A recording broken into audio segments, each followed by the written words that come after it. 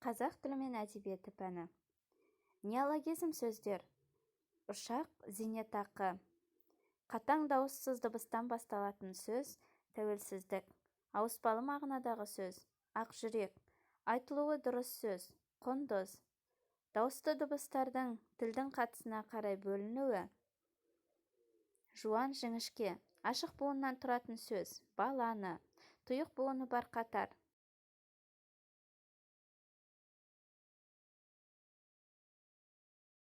жуан, бен, пен. Туынды түбірлі сөз: асыранды. Негізгі түбір: жаз. Қосымша түбірден кейін тұрып жаңа сөз тудыратын қосымша: жұрнақ. Жалқы зат есім: тарбағатай. Жалпы зат есімдер бар қатар: дала, атамекен.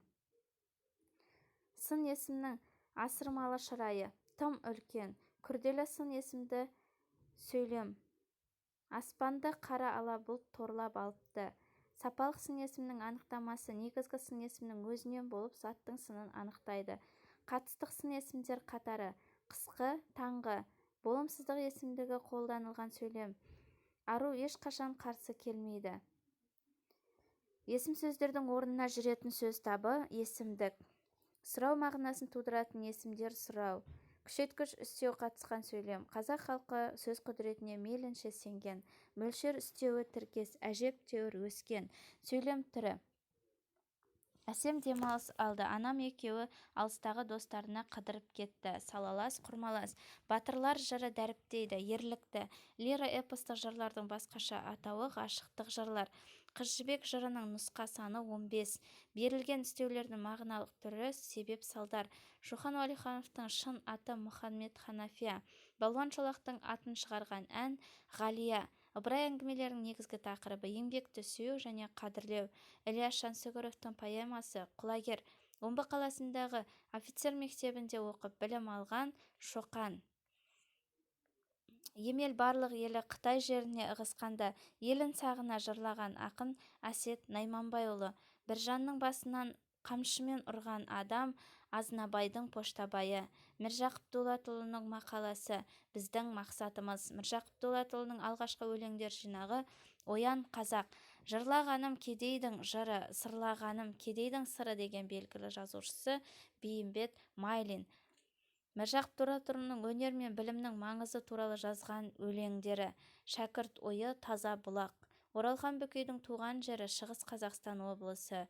Сүйінбай Аронұлынан бата алған ақын Жамбыл Жабаев.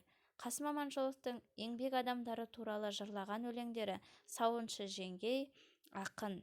Абай жолы роман-эпопеясының авторы Мұхтар Әуезов.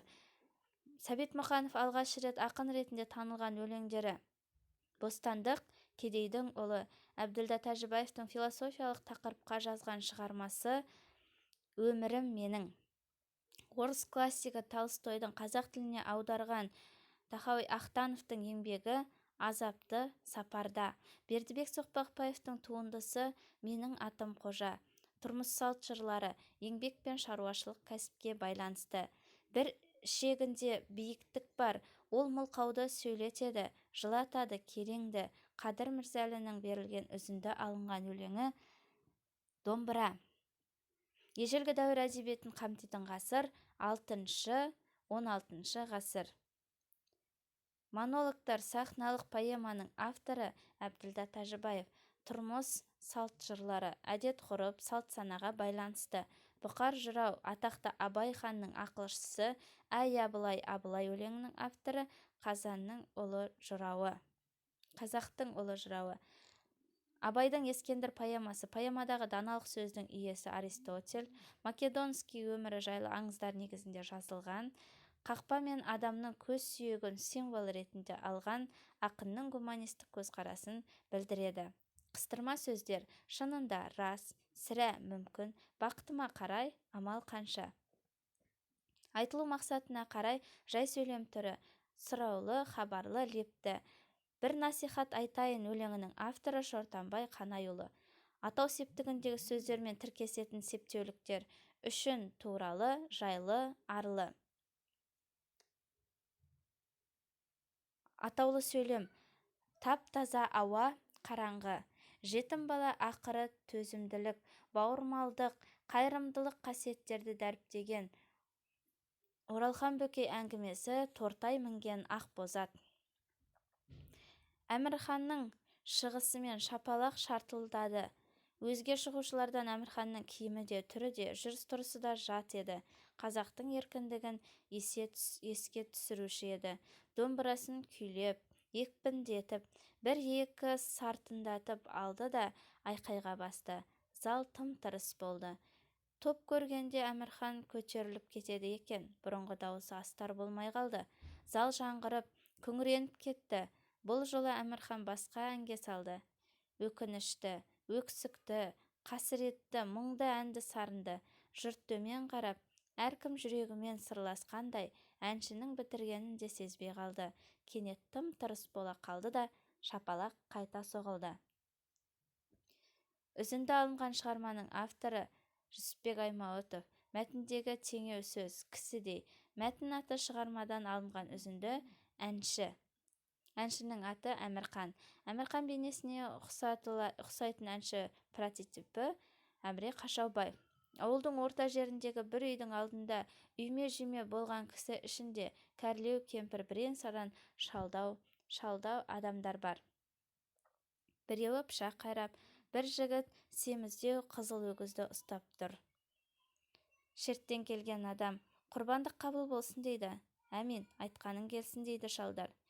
Неғып кеш қалып жатырсыңдар? Малдың табылғаны осақ болды. Шетінен ұстап соятын бұрынғы дәуір қайда? Ауыл адамдары тойлап жатқан мереке құрбан айт. Құрбандыққа арналған мал қызыл өгіз. Үзіндіде берілген бата құрбандық қабыл болсын. Үзінді алынған шығарма Айт күндері. Шығарма авторы Бейімбет Майлин. Педагогика бойынша сұрақтарды оқып шығайын. Баланың білім дағды, білік және өз бетінше әрекет ету мүмкіндіктерінің дамуына қарай орнатылатын, ыңғайланатын, бөлшектенетін уақытша құрал көпіршелер. Оқу үдерісінің тиімділігін анықтайтын фактор балалардың қалай оқитынын мұғалімнің түсінуі. Идея қайталанады және жасалады, бірақ үнемі мұқият бағалана бермейтін әңгіменің түрі коммуникативті әңгіме. Оқушылар білім алуын қолдау үшін пайдаланатын сынақтан өткізу, сұрақ қою мысалы, осы ойларыңыз дәлелдейтін мысал бар ма? Барнс пен Мерсердің пікірінше, мұғалімдердің оқушыларды пікірлесуге тартуы кезінде жетілдіруі тиіс болатын әңгіме түрі зерттеушілік әңгіме. Әлеуметтік танымдық және аффекттік компоненттер үйлесімі мен тұжырымдамасы. Мақсатты аудитория сипаты мен бағалау стратегияларын білуді қамтитын білім саласын көрсетіңіз. Педагогикалық білім. Тұлғаның біліктілік дәрежесін анықтау мақсатында бағалау, стандартты бақылау және орындау. Оқуда қолданылатын әдіс-тәсілдерді жақсарту мүмкіндіктерін, осы мүмкіндіктерді іске асыру түрлерін анықтауға бағытталған бағалау түрі оқу үшін бағалау.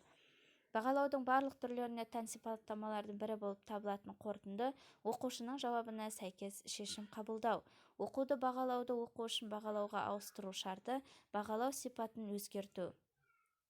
Бағалау мақсатында жүргізілген қадағалау нәтижесінің интерпретациясы, алынған мәліметтердің мәнін анықтау. Оқушыны бағалау үшін интерпретация үдерісін көрсетіңіз. Оқушының жауабын критерийге сәйкестендіру. Оқуды жақсарту мүмкіндіктерін, сондай-ақ осы мүмкіндіктерді іске асыру әдістері мен түрлерін анықтауға бағытталған бағалау түрі оқушы үшін бағалау. Дәрінді және талантты оқушылардың жаңа идеяларға сынақ жүргізуге және қателесуге тәуекел етуге дайын деген сипаттамасының санаты креативті ойлау. Дарынды және талантты оқушыларды ынталандырып және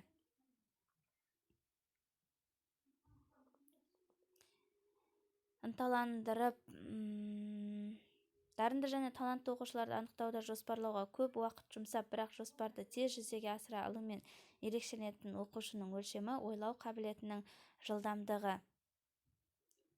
Мұғалімдер мен ересектерде түсініктеме беруге жетелеу және талантты оқушылардың қай сипаттана тән табандылық таныту. Сабақты зерттеу lesson study үдерісінде топ мүшелерінің түйінді идеяларды зерттеуге қатысты жауап іздеу үшін жүргізілетін қадамды анықтаңыз. Жоспарлауда қолдану үшін зерделенген әдебиеттер нәтижелерін қорыту. Сабақты зерттеу үдерісінде бақылауға алынған сыныптардың санатын анықтайтын өлшем. Оқу үлгерімі. Сабақты зерттеу тәсілін жоспарлау барысындағы зерделенетін оқушылар санаты, үлгермеушіліктің жоғары, орта, төменгі деңгейі. Сабақты зерттеу lesson study зерттеу сабағы анықталғаннан кейін жүзеге асатын талдаудың белгіленген құрылымы бойынша кезеңдер. Келесі сабақты зерттеуді топпен бірлесе жоспарлау. Сабақты зерттеу lesson study үдерісінде топ мүшелері жоспарлаған зерттеу сабағы. Зерттеу сабағы туралы оқушылар мен мұғалімдердің сұхбат жүргізуі. Сабақты зерттеудің мойындалған ерекшелігінің бірі демократиялы.